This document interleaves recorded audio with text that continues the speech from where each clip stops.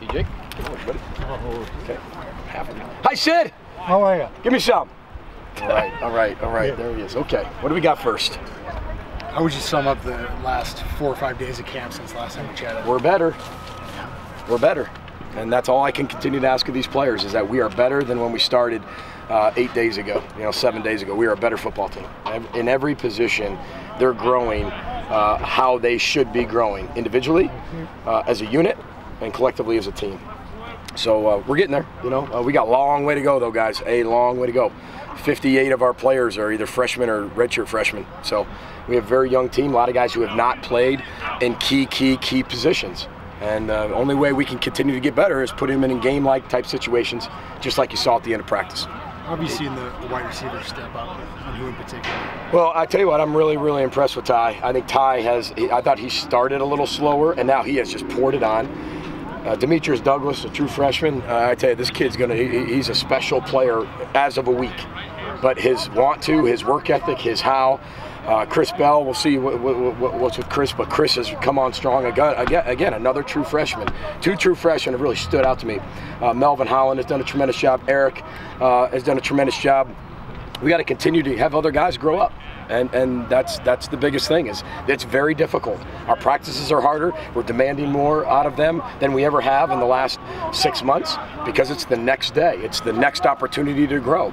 We are not going to let them be the same as they were yesterday. They're going to have to grow, and that's very difficult for human beings, let alone 17 to 22-year-old young men in the realm of football, where it's very difficult in training camp.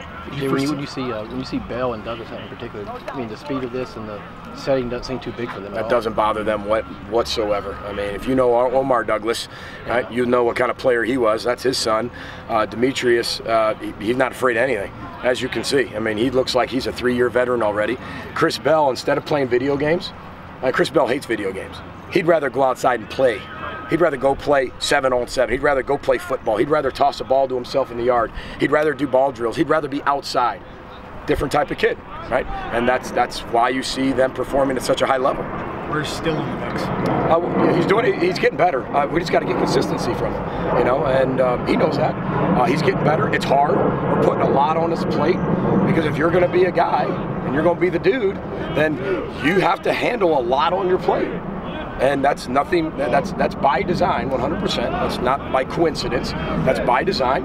I want to see how he responds, because when you've got a bell cow and you've got a guy that can play, he's got to be put in very tough positions, and you got to watch him perform, got to watch him respond, got to teach him how to be able to do that. Remember, he's got 37 catches in his career.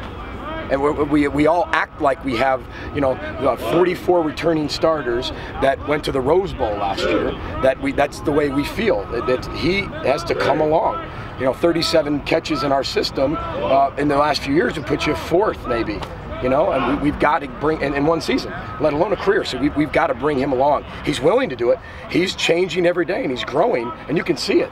He's failing, and he's responding. He's failing, he's responding. He's failing, he's responding. He's succeeding. He's failing, responding, failing, responding, failing, responding, succeeding. And those are the things that's very tough to do because it's uncomfortable. You closer on a quarterback decision yet?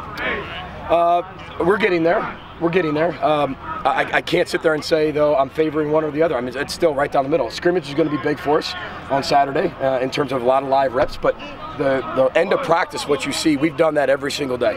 Play-its. We call it play-its. It's just, it might not be tackle, but it is game situations, game scenarios as close as we possibly can. Remember, we don't have anything to reflect back on with really the 2 kids that are fighting for it right now.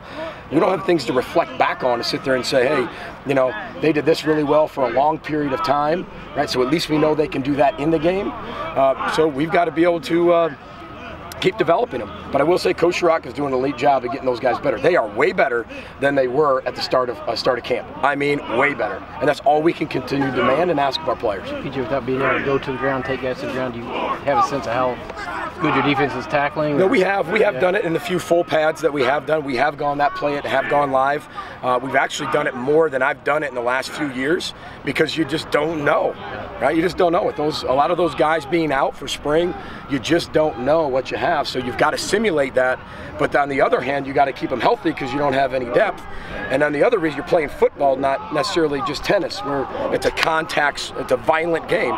So a lot of that, keeping them healthy at times is out of your control, but you know, with the strength program and the team coffee and all the maintenance things we're doing to keep him on the field, I think we're doing an elite job of that. I mean, our injury report's very, very small right now. I don't believe in knocking on wood, so I don't believe in that type of stuff. But I think they're doing a tremendous job of that. You think on Antoine Winfield today? Yeah, I think he just got a little bit of a hammy little tweak, so you know, we'll look at it later on, and he's just been outstanding. I mean, just outstanding. So you know, we'll take a look at it and evaluate it here in a little bit. When into the Ray Estes position switch? I love Ray. He's a character. I called him in my office, literally true story, called him in my office, said, Ray, I don't know if this quarterback thing is working out right now, and we really are extremely thin in the secondary.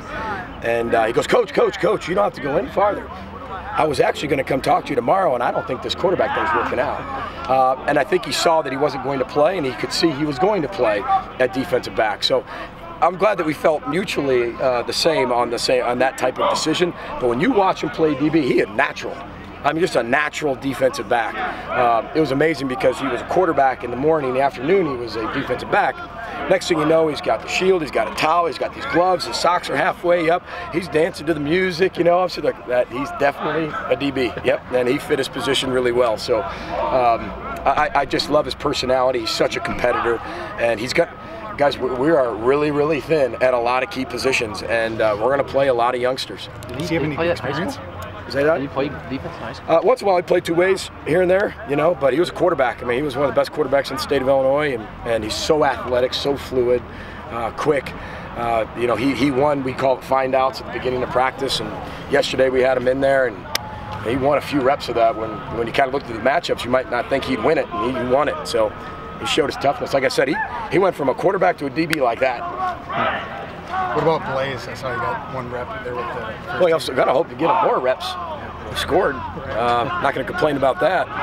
But we want to start working him into the mix. Again, thin offensive line. We're thin there, especially with with Garrison still. We're giving Garrison some more time to come back. But we got to get somebody else ready, you know, and we've got to provide tackles. We don't have a lot of tackle depth. He's a true freshman that's, again, looks like he's ready to go. He's smart, he's athletic, he's tough, he has the size to play in the Big Ten. And look, he's not going to be perfect. He's going to have to fail as a true freshman. Playing as a true freshman is not easy. But we have to get a lot of freshmen ready to play, because it's one play away from our whole team looking like, who are they? I've never even heard of their name yet, and you're looking down at your roster because it is a very, very young team. But I'm really proud of our veteran leadership on defense. You know, the Celestines, you know, the Cody Pokes, the Barbers, the Winfields, the Chenaults. I'm really proud of how they're leading the defense. You guys go with Coach? You need anything, Sid? He does need you. Oh, individually, yes. Okay. Privately, you bet. You got it, guys. Thanks. Thank you. Brother Boats got you, Mom. Thank you.